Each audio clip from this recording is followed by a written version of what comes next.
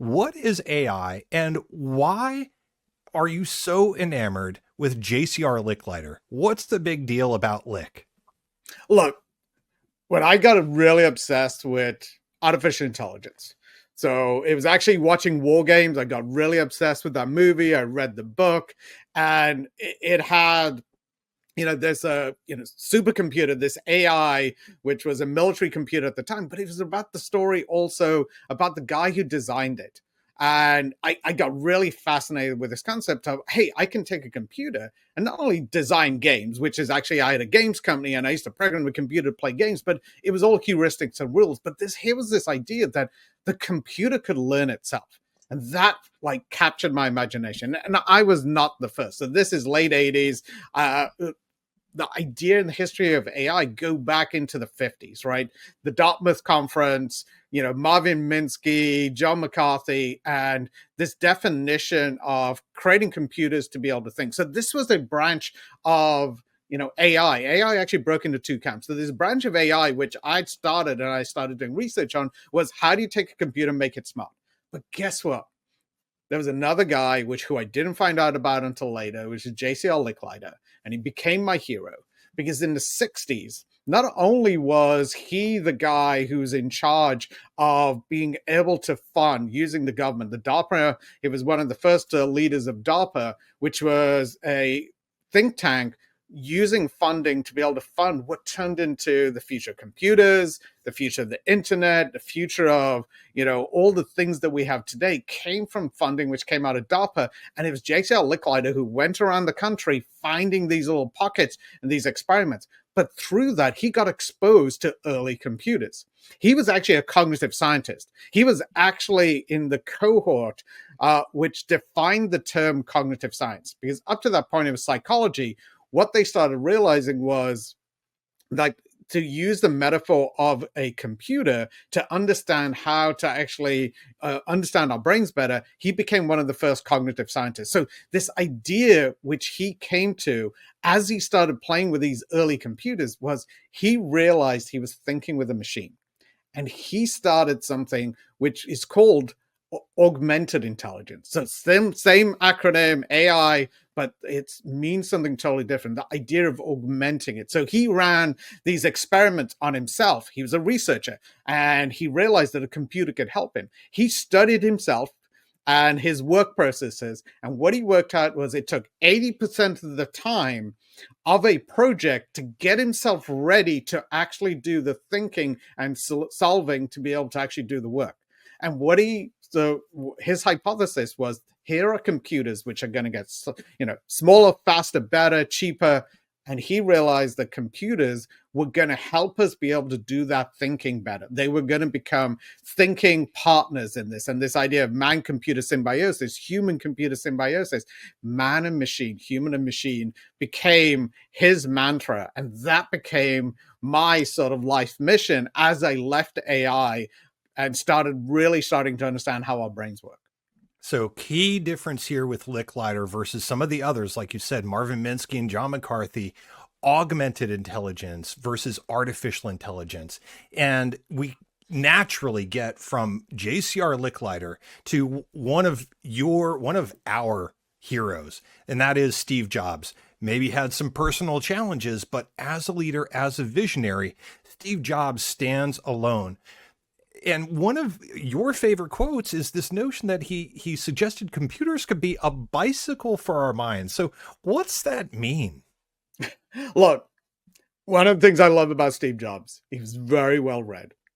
And he was always thinking. So there's actually, he read a Scientific American article back in the 60s, and it was this fascinating research, which was looking at all the different creatures and trying to understand which of these creatures was the most efficient in the use of energy. So it had this sort of concept of like, how much energy does a creature need to be able to move a certain weight, kilograms per kilometer. So they sort of analyze all these different creatures to be able to see how efficient they were. And the condor was by far the most efficient creature for being able to move its body weight, how big it was, how far it could fly. It was the most efficient at movement using this metric. But here's where things got interesting, because the researchers didn't stop there. They started analyzing, humans on a bicycle, because a human on a bicycle was so much more. So if you think the condor was the top, humans alone were so far down the list. We are not efficient creatures at moving, mass for, the distance. But a human on a bicycle. So our imagination, our innovation created this device which we could ride, and we far outstripped even a condor. So to Steve Jobs, who was at the start of the computer revolution and building, Apple at the time, what he realized was the computer was a bicycle for our minds.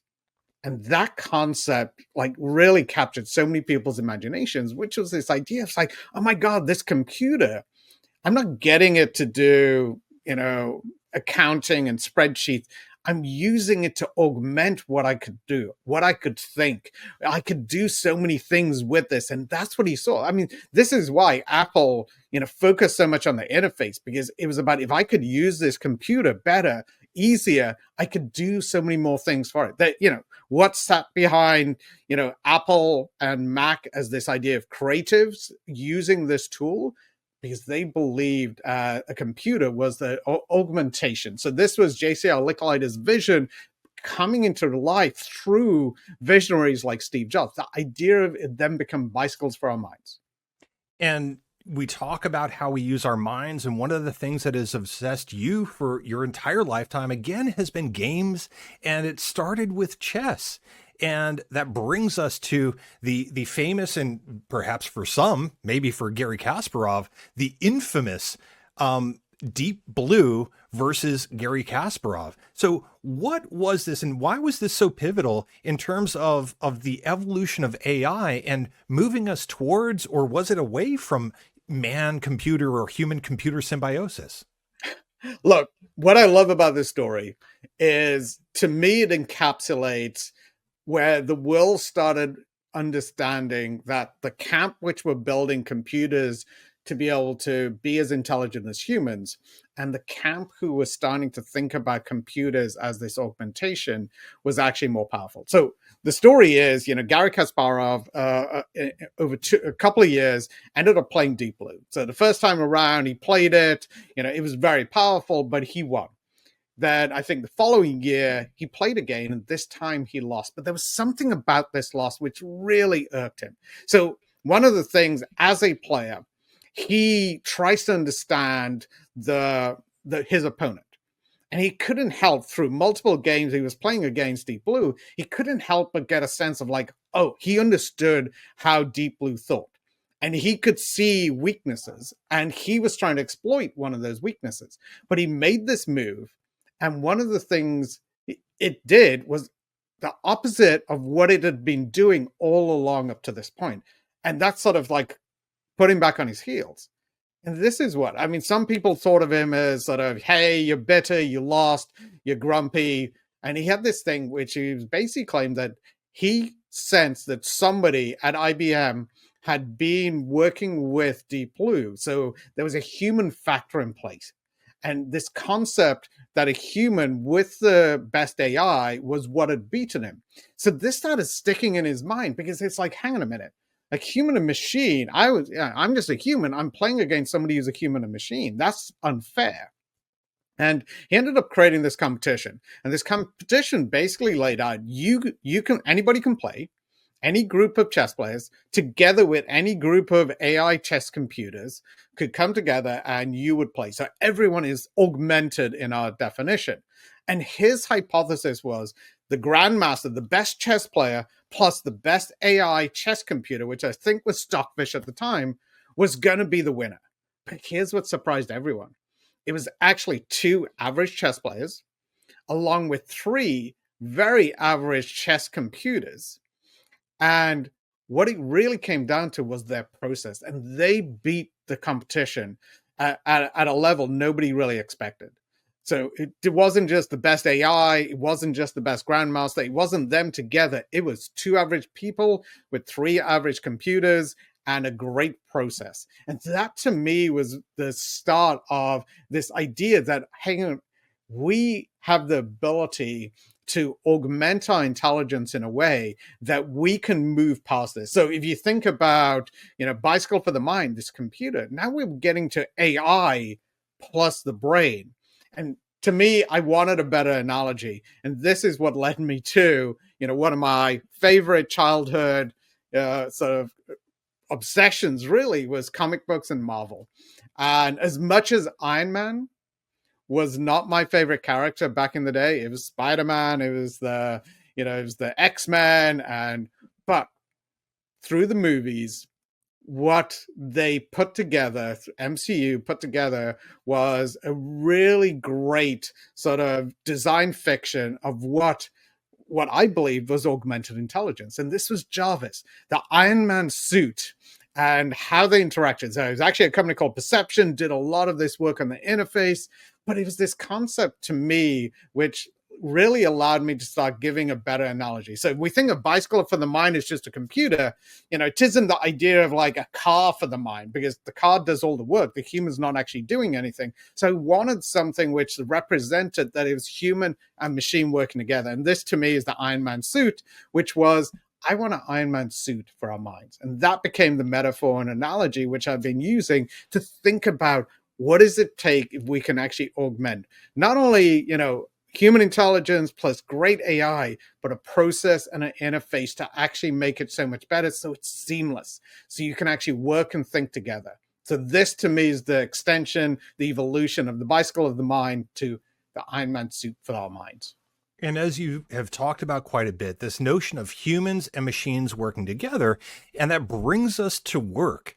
And what so many of the fears, this is yet another cycle. History doesn't repeat itself, but it often rhymes, where a new technology has represented for so many people, millions of people, a threat to their livelihoods, technology and work. And we've started, talking about and thinking about and hearing about a lot of different changes when it comes to routine and non-routine work. And now we're talking automated and augmented. So help us make some sense of this and what we're looking at so that we can better understand what is AI in terms of what we're doing when we start really thinking about working with machines and thinking with machines. So there's this great analogy from Roy Bahat, who's a head innovator at Bloomberg. And he comes up with this concept of how to think about technologies through the lens of looms, slide rules, and cranes. And this goes to any technology. So any general purpose technology. So when we say GPT, this isn't the generative pre-trained transformers, which we've been so accustomed to in this wave of AI. This is any general purpose technology. So this is electricity, this is computers, and yes, AI in all its forms. But this general purpose technology, one of the things it does is as it comes into our world, it takes things which were routine work, things which were fairly humdrum, basic stuff, takes those routine works and automates it. And this is the same as, machines which took over farming and plowing. Like it automates something which we had to do. So the concept of the loom, right? This idea of, it took people, very many years to become skilled to be able to make cloth, and then this idea of a machine came along which automated it away. And that was this idea of taking a human skill and automating it. But non-routine work, this became really interesting because not only does the technology come along and take non-routine work, so there's always this work which takes a little bit more creativity, takes a little bit more human power. And what technologies do, if done correctly, can take non-routine work and augment it. Augment it so somebody lower down can actually do it. So if you think about, the calculators, the people who, could do all the mathematics and all the rest of it, these, as things like slide rules came along, allowed, more, people who didn't have mathematics sort of like embedded in their brains to be able to do things like logarithms and do parts of engineering which couldn't have been done before. And this to me is that augmentation, right? You've got a tool which augments something to make it simpler, so somebody who is not as skilled can actually be able to do this. So this idea of non-routine work can be routinized by technology and augmented, so not automated, just augments a human to be able to do this task, which used to be more complex. But here's the thing, which, where the crane comes in, which is technology has also come along, which creates something which could never be done before. So this idea of a crane is beyond what humans could ever think about doing, could even imagine. And this idea of augmenting non-routine. So every technology comes along has the opportunity, and generally, if they're a GPT, create something which has never been done before. And this is what we're starting to see with, this idea of augmented intelligence. So if I think about, where everybody else is running and all the people who are working on this from large consulting companies, they're so focused on automating the routine, like taking routine work and automating it, even white collar work and making it automated. This is robot process automation in a new skin at some level. They're not focused much on augmented the routine. They're thinking about it. They use it. Maybe they use Copilot to, help them with their emails, but they're not really thinking about it through imaginative lens. And this is where the last one is definitely something which nobody's really thinking about, except a small minority of people in that idea of, the best of times, who are rethinking everything from the ground up. And this is where augmented intelligence, this is where Centaurian thinking, and this is where these frameworks is going to take us.